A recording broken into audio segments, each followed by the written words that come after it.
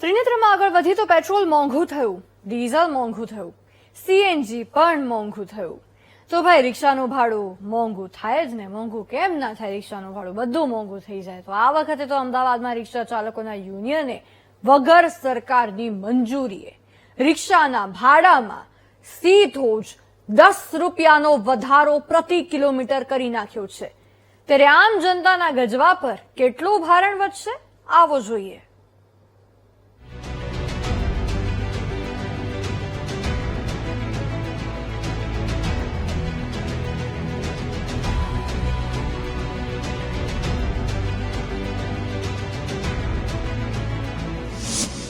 આમ જનતાના ખિસ્સાનું વધી ગયું ભારણ.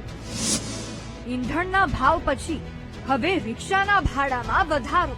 અમદાવાદમાં લાઇફલાઇન આમ તો એએમટીએસ છે, પરંતુ એએમટીએસ કરતા વધુ મુસાફરી લોકો રિક્ષામાં કરતા હશે. ત્યારે આ રિક્ષામાં મુસાફરી કરનારા લોકોના ખિસ્સાનું ભારણ વધી ગયું, કારણ કે સીએનજીના ભાવ વધતા જ હવે રિક્ષા ચાલકોએ પણ રિક્ષાના ભાવમાં સીધો પ્રતિ કિલોમીટર 10 રૂપિયાનો વધારો કરી દીધો છે.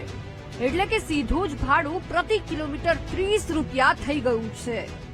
તો સરકારને અમે છેલ્લા 2 થી 3 મહિના પહેલા અમે આવેદનપત્ર આપ્યા હતા. આવેદનપત્ર દ્વારા એમને માહિતી આપી હતી કે ભાઈ અમારા રિક્ષા ભાડા જે 4 વર્ષથી વધ્યા નથી, 2022માં લગભગ વધ્યા હતા, એના પછી 1 રૂપિયા વધારવામાં નહીં આવ્યું. તો સ્વયંભૂ તરીકે અમારા રિક્ષા ચાલક ભાઈઓ રિક્ષા ભાડા વધારી દીધા છે.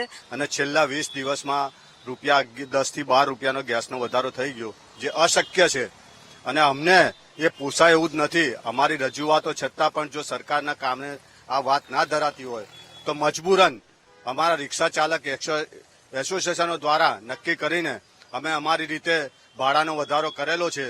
મહત્વનું છે કે ભાડામાં વધારો સરકારની મંજૂરી પછી કરી શકાય, પરંતુ અહીં તો વગર સરકારની મંજૂરી રિક્ષા યુનિયને આ નિર્ણય લઈ લીધો.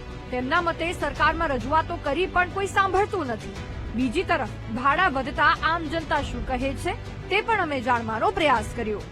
દિવસે ને દિવસે મોંઘવારી વધી રહી છે. એક બાજુ મોંઘવારીનો માર પણ વધી રહ્યો છે, સીએનજીના ભાડા પણ વધી રહ્યા છે. અને અમદાવાદમાં તમે વિચારો કે લોકોની જરૂરિયાત રિક્ષામાં વધારે હોય છે, કે લોકો રિક્ષામાં વધારે ટ્રાવેલિંગ કરતા હોય છે, કેમ કે જ્યાં જ્યાં સરકારી પરિવહનની નથી હોતું ત્યાં લોકો રિક્ષાનો ઉપયોગ કરતા હોય છે, રિક્ષામાં જતા હોય છે. જે 20 રૂપિયામાં ક્યાંક શટલમાં જતા હતા એ હવે 30-30, 40-40 રૂપિયા આપવા પડશે. આ સામે એક બાજુ સીએનજીના ભાવ પણ વધ્યા છે, એટલે રિક્ષાવાળાઓની પણ કંઈક મજબૂરી રહી છે. પરંતુ સરકારે કંઈક એવું ઓપ્શન આપવું જોઈએ જેથી પબ્લિકને પણ અસર ના પડે અને રિક્ષા ચાલકોને પણ અસર ના પડે. રિક્ષા એક એવું સાધન છે કે જે ગલી મહોલ્લામાં બધે જ ફરી શકે. અમદાવાદ જેવા શહેરમાં ડગલે ને પગલે લોકોને રિક્ષાની જરૂર પડે. તેવામાં આ ભાવ વધારો આમ જનતાના ગજવાનું ભારણ કેટલું વધારે છે તે જોવું રહ્યું. કેમેરામેન આશીષ લોડિયા સાથે પાર્થ જાની, વીટીવી ન્યૂઝ, અમદાવાદ.